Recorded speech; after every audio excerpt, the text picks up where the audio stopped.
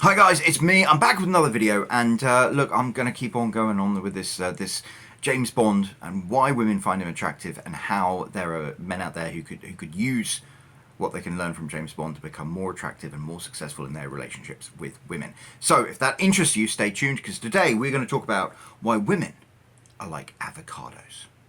Stay tuned. Hi guys, it's me. I'm back with another video. I'm continuing on this trend of doing videos about James Bond, why he's successful with women, and how you can learn from James Bond to become more successful with women yourself. And the topic of today's little chat is going to be why women are like avocados. And I know what you're thinking. You're thinking, are you having a stroke or something? It's like, no, I promise you, I'm not. This will all make sense. But two things before we begin. First of all, if you enjoy this video, if you like it, if you want to support what I do, you want to encourage me to make more videos, you want to buy me a pint, then you know what you can do? You can buy a copy of my book instead. I've got a bunch of books, but this is the book I'm offering at the moment. It's a link down below in the description. Click that. You could buy an ebook version of this book, or you could even buy a nice, beautiful paperback direct to your door. It's a fantastic adventure. It's got loads of explicit sex and explosions and all sorts of fun stuff. And yeah, support me by buying a copy of this book. I would really appreciate it. Right, let's go on to the topic. Yes, why women are like avocados. Well, the second thing that I was going to do was open a beer, actually. Here we go. I'm drinking today Asbury Park Blonde. So I live here in New Jersey. Asbury Park is this really cool little town near the coast where they've got a fantastic theatre. They have some really, really cool, funky live music, events, stuff like that, and they have a wonderful brewery there called Asbury Park Brewery, and their blonde beer is fantastic. I'm a lager lout, I have to admit, but this stuff from Asbury Park, their blonde beer, is delicious. So I'm going to be drinking a pint of that as we talk about why women are like avocados. You're like, wait a second, mate, a couple of minutes ago you were saying women are like cats, now you're saying they're like avocados. Are you on crack or something? I go, no, I'm not on crack. I just like using metaphors. But I want to talk to you about why women are like avocados, and it all starts with you probably asking, who are you? Why do you think you know anything about women, and why do you think you can teach me about women? Well, I've spent my life studying women, and that sounds like a super pretentious and possibly vaguely creepy thing to say. But what I mean by that is, I'm a romance author. I write romance books. I've written and self-published about 30 romance books, sold over 71,000 copies. I've reached over 600,000 readers on Kindle Unlimited. And most of my readers are women. And I can't claim to be like a super talented writer, but what I did to write romance books that are successful is I read romance books that are successful. And I read hundreds of romance books. I continue reading romance books. And romance books are books written by women about their fantasy of what an ideal relationship would be. It's basically a book about what they find attractive. And so if you're a guy and you want to know what women find attractive, you should pick up a romance book and you should read it, because it will tell you everything you need to know. Like, a lot of men are like, hey, women, they're so mysterious, who can understand their ways? And it's like, no. Women are just programmed differently to men. I always say men are like dogs, women are like cats. Dogs are fairly straightforward. Cats are creatures of chaos. Like, have you ever seen a cat just sitting happily on a shelf? It sees a glass of water there and it's just like, knocks it over. Why? Who knows? The cat just wants to see what will happen. Some men just want to watch the world burn. Yeah, women can be a bit like that. Women can be unpredictable because they are motivated by so many more complex things than men are. Men are like dogs. We chase after cars, we bark at trees, we want to pee on hydrants, whereas women have so many more things going on. And how can you understand that? Well, reading romance books, great place to start. The other thing I did that I think helps me understand women is I worked as a bartender. And so that's almost like a field study opportunity where you can watch men and women interact, and you can interact with women yourself in a like low stakes environment. And so I learned so much about how men and women interact through that environment. But also, when I claim that I've studied women all my life, I'm not talking bullshit. I actually have. I like to read books. I like to read books about women. And one book that I found incredibly enlightening it's called Why Women Have Sex: Understanding Sexual Motivations from Adventure to Revenge and Everything in Between, by evolutionary psychologist David M. Buss and sexual psychophysiologist Cindy M. Meston. And it is a book about why women have sex. And it will open your mind, because I think guys are fairly unsophisticated. Obviously, I'm making generalizations here, but for the most part, I believe men are largely motivated to have sex for two reasons. One is they are horny, and the second is they want validation. And I'm going to make a whole video about how dangerous men seeking validation from women is. But the other one is they want to have sex because it's a wonderful experience to have. As men, I mean, I keep saying, we are basically, I know we are human beings, and we have risen above our animal instincts. We have created art and literature and religion and music, and we don't have to follow our animal instincts, but our animal instincts continue to exist as a subconscious current. And a lot of the things we as men and women find attractive and find compelling in the opposite sex comes from our subconscious desires and our animal instincts. And so, you know, for men, we are programmed to want to spread our seed and impregnate as many women as possible. And obviously we rise above that. Maybe we have a monogamous relationship, or I don't know what your particular deal is, but anyway, we still like to have sex. But we mostly have sex because we enjoy having sex, or we seek validation from having sex. Because if a woman has sex with us, then for that tiny, small moment, it's like, wow, we actually, you know, a woman thinks us worthy enough to have sex with us. We are not completely useless, inconsequential pieces of shit. We mean something as a woman who wants to have sex with us. Isn't that amazing? And seeking validation from women is a very dangerous thing, and I'm going to make a whole video about that. But all I want to say is, yeah, men are pretty simple. But why do women have sex? And in my last video, I spoke about that. You know, who women want to have sex with is different to who men want to have sex with. Men in general find many women attractive, and women in general will only find a few men sexually attractive. But finding a man sexually attractive is not the only reason women have sex. And this book that I read actually listed 237 different motivations women have for wanting to have sex, which is quite crazy. And some of them, you know, a woman is attracted to a guy. A woman is feeling horny herself, and she finds a man who is attractive enough to scratch that itch. If she is in a relationship, she has sex because she wants to have an orgasm, or she has sex because she wants to feel a close, intimate relationship with her partner. There are lots of really heartwarming reasons why women want to have sex, and there are other reasons like that, but there are more reasons than that. This is one of the things, the weird twists about male and female relations that we really don't talk about enough, I think, because of our like puritanical Christian viewpoint. But one of the challenges in male and female relationships is a man's value is generally derived, or a man's worth is generally derived from the value he can provide. Chris Rock said that. He said, you know, what is it? Kids love hamsters. Women love kids. Men love women. But who loves men? Nobody loves men unless they can provide value.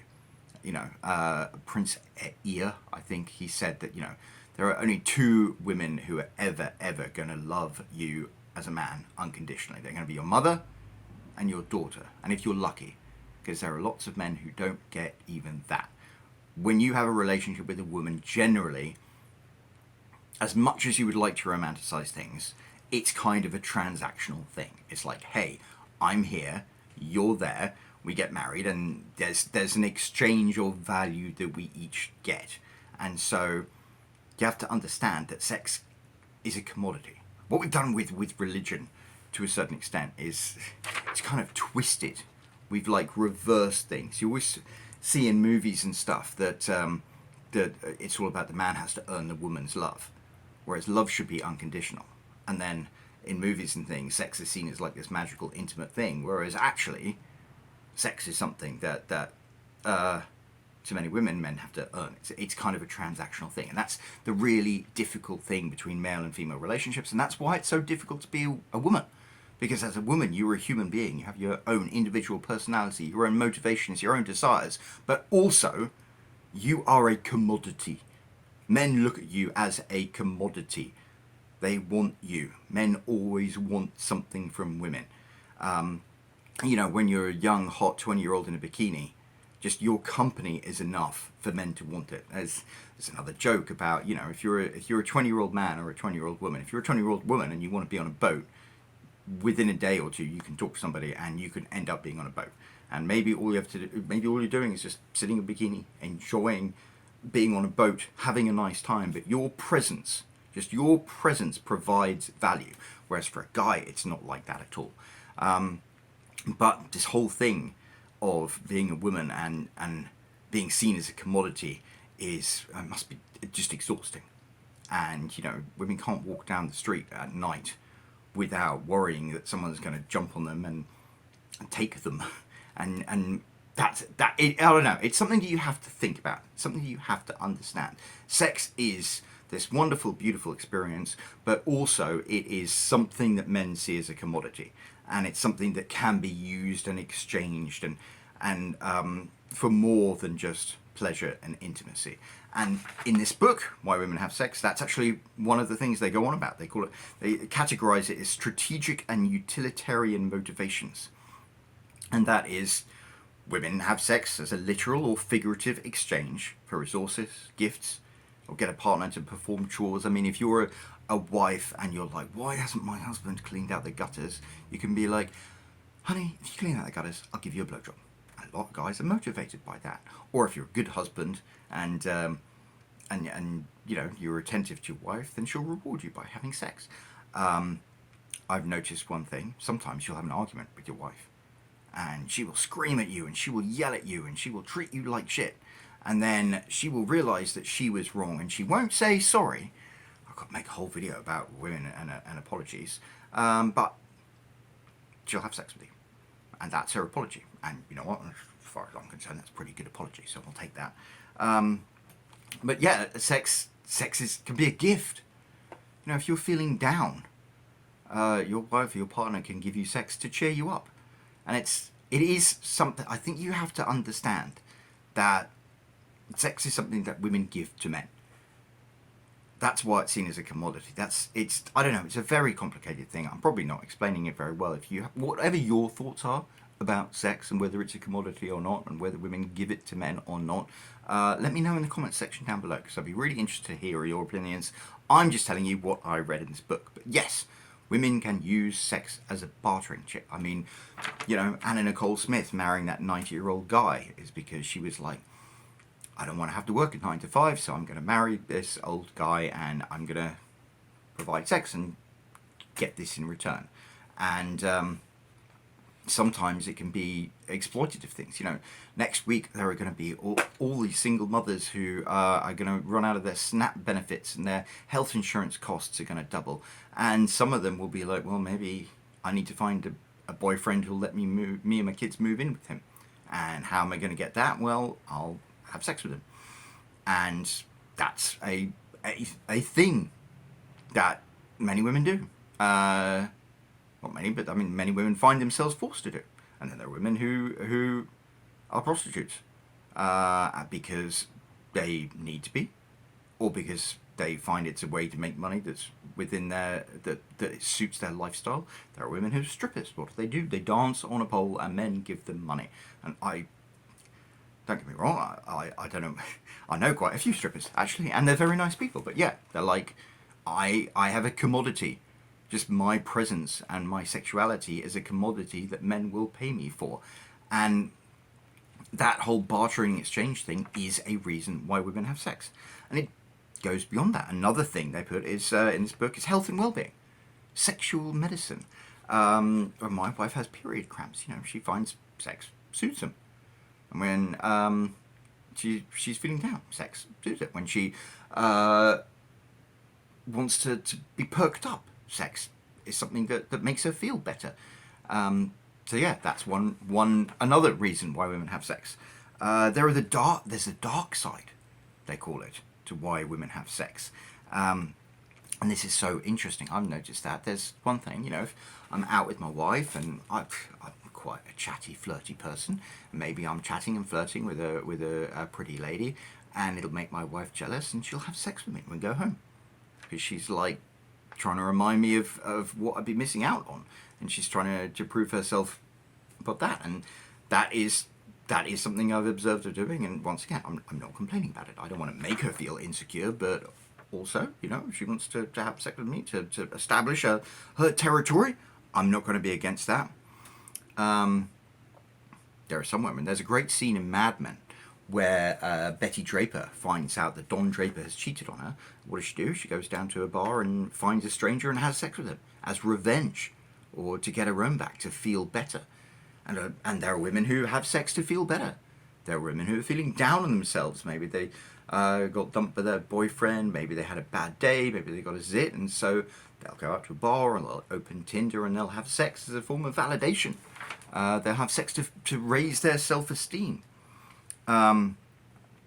Yeah. See, what other things they listed? Trade up. That's one.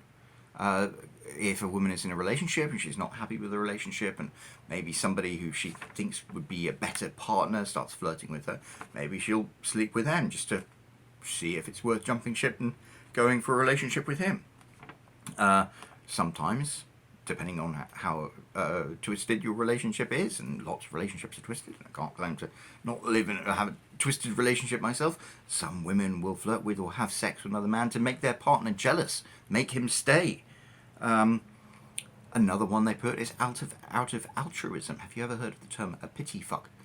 That a woman just feels sorry for a guy and has sex with him because she feels sorry for him, and that's actually kind of beautiful. And any woman who's ever done that, that's appreciated. To decrease stress, or as a sleep aid. There we go. Some women just do that. I remember once having a girlfriend and saying to her, sometimes I think the only reason you sleep with me is because your vibrator ran out of batteries. But yeah, once again, not going to complain about that. And then, of course, there's the whole thing. Women have sex with the most beautiful men that they can see.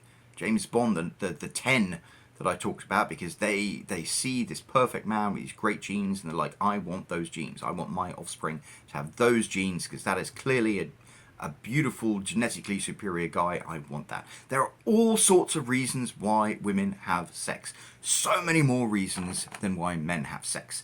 And the reason women are like avocados is because if you're a guy and you are looking for a sexual relationship with a woman, you have to wait until she's ripe. Because there are all sorts of reasons why women want to have sex, and if they are experiencing one of those reasons why they want to have sex, then that might be the bridge between you and her that ends up making that happen. And hopefully it is a nice, rosy, warm thing that, maybe she's really good friends with you and she knows you're feeling bad and she sleeps with you because she wants to make you feel better. Maybe she's attracted to you and she wants you to have a relationship with her, and she will. I don't know. I'll give you one example from my own life. Years and years and years and years ago, back in England, I was chasing this girl, and I would say you shouldn't chase women. That's a subject for another video. But she had a boyfriend, and we were flirting like crazy, and there was this will they, won't they thing going on. And then one night, she and I and all our friends went out to this wonderful bar that I used to know, and there was a new bartender there. And she and I started flirting and hitting it off, and we were getting on really, really well. And even though this girl that I'd been interested in had a boyfriend, and we'd had this weird will she, won't she kind of thing, when she saw me flirting with this bartender, she came over to me, and when her boyfriend wasn't looking, she leaned in and whispered in my ear, "Are you trying to make me jealous?" And that was the moment when I was like, oh, I see.